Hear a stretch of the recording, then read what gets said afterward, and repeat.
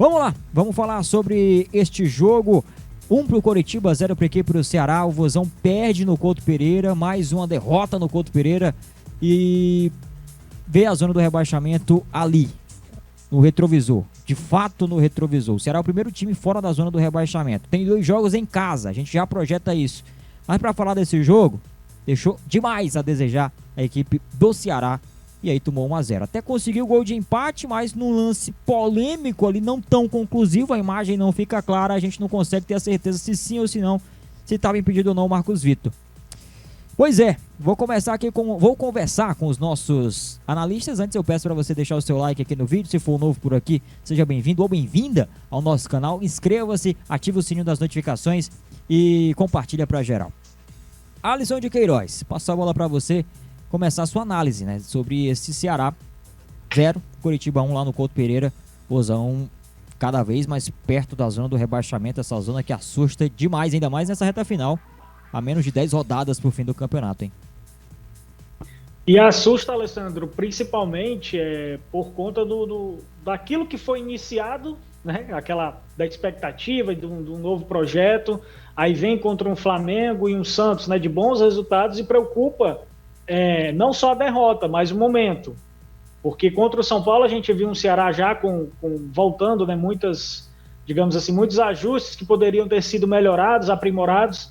A equipe acabou devendo e hoje, principalmente, a gente falou no começo da transmissão, né, Alessandro?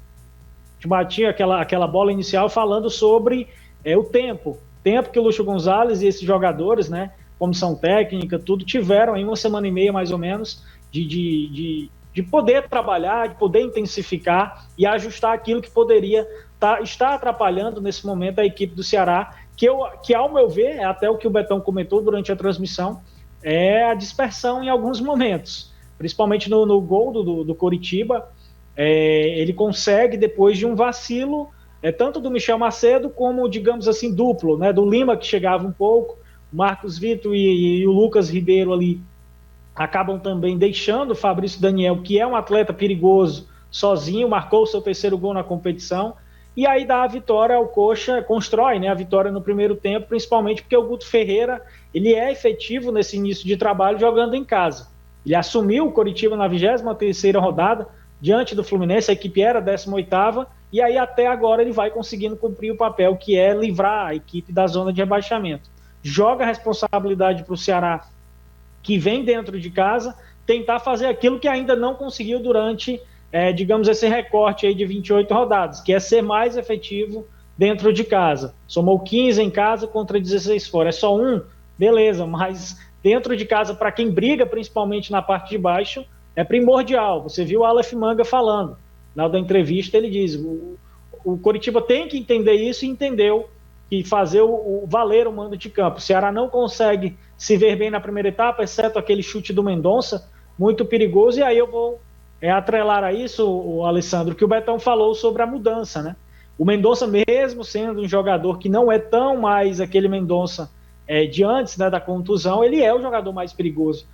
Tanto no primeiro tempo, aquela bola que ele chuta, como na segunda etapa, mesmo lançando impedido, ele foi o que arriscou e fez o Gabriel fazer uma defesa. E aí ele tirou e colocou o Castilho, que realmente não as mudanças, né, falando sobre as mudanças, não surtiram tanto efeito assim. O Eric, pelo lado esquerdo, era normal, a tentativa dele entrar e tentar construir mais que o Lima, dar amplitude, né, nesse ataque e tentar munir, fazer, né, com que o Jô tivesse mais chances, o que não aconteceu. No mais, a segunda etapa, o Ceará foi bem mais disperso do que na primeira. Eu esperava até uma reação e umas mexidas um pouco mais cedo, porque o Castilho e o Vasquez, né, que foram contratados para dar mais dinâmica a esse ataque, dar mais movimentação, o Castilho no meio de campo e o Vasquez buscar essa jogada de lado, entraram depois dos 40, certo? Tivemos 10 minutos de acréscimo, mas aí o jogo vai se afunilando, a pressão vai aumentando, e aí realmente ficou difícil do Ceará tentar reverter alguma coisa dentro do jogo. Muito pouco, para muito tempo, digamos assim, 1 semana e meia, né? Não é tanto tempo assim, mas eu não vi tanta diferença assim do Ceará do São Paulo, né, do jogo contra o São Paulo. Fora de casa, ok, mas deixou muito a desejar, e o que mais me preocupa é isso. Nessa reta final, você falou muito bem, viu, Alessandro? Agora virar a chavinha, porque é jogo em cima de jogo, e aí sábado já tem um dever aí a ser cumprido dentro de casa, transformar a Arena Castelão realmente num caldeirão nessa reta final. Contra o América Mineiro, 3 da tarde, no próximo sábado, é o compromisso que o Ceará tem e tentar correr atrás desses pontos perdidos, né? Um jogo em casa contra o São Paulo, a derrota agora pro Coritiba fora de casa. Betão, foi mais ou menos por aí mesmo do jeito que o Alisson falou? Tem mais alguma coisa a acrescentar nos seus destaques? O sentimento do torcedor do Ceará é um sentimento de fato de impotência. Teve ali um momento de agora vai. O Lúcio chegou, a apresentação contra o Flamengo, a vitória em casa, e aí depois volta o que era antes, né? Se é que a gente pode falar assim, e o Ceará perde mais uma.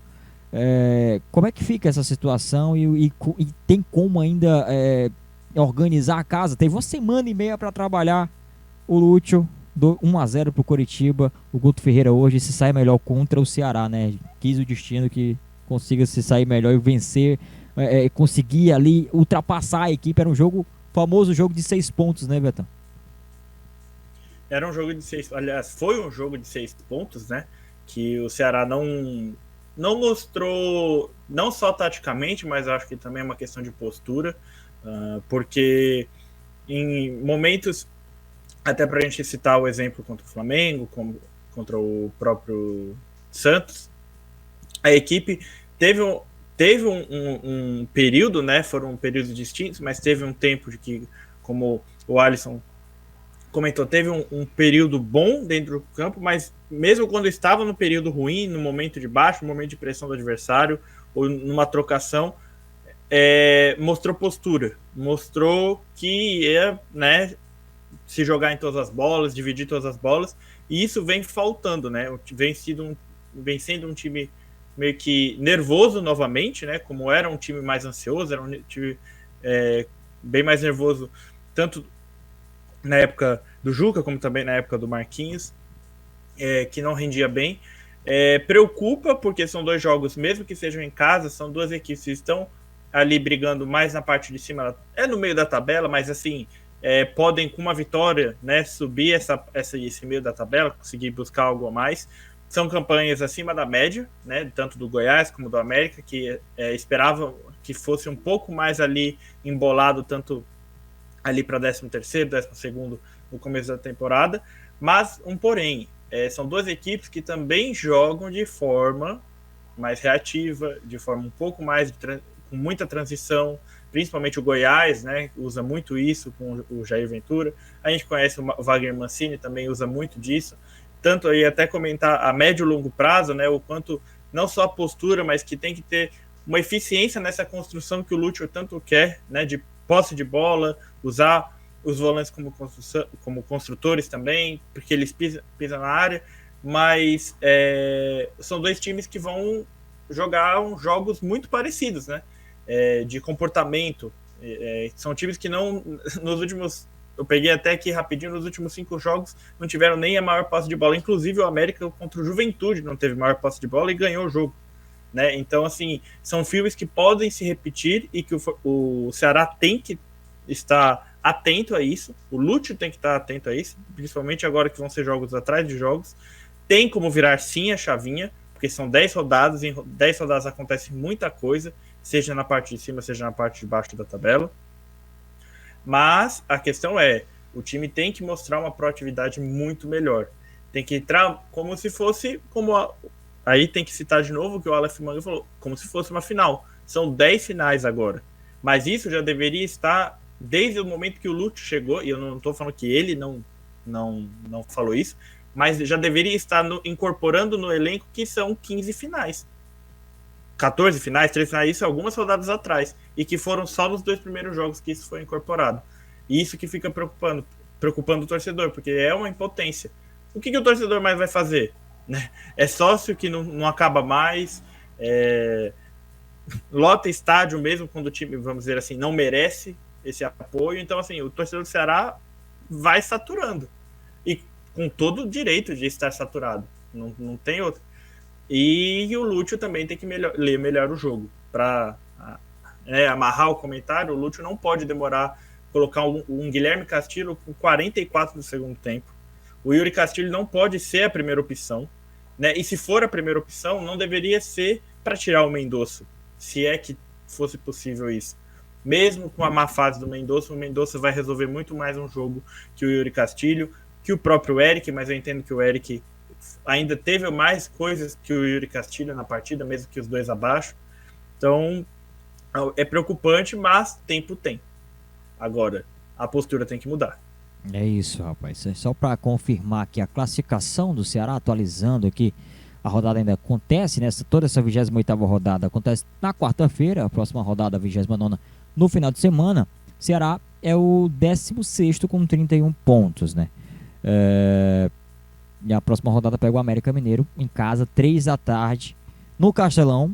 Um calor, enfim.